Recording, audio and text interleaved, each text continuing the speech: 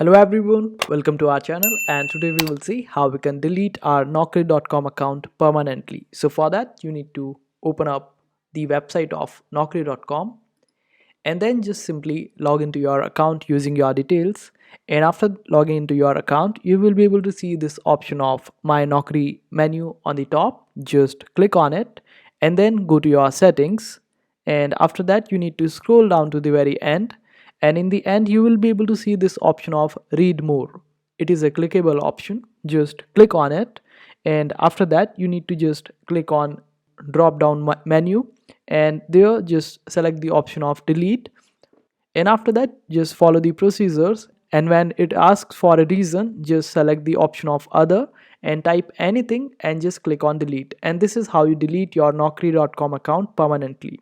I hope this video was helpful. Make sure to hit that like button and also subscribe to our channel for more helpful videos.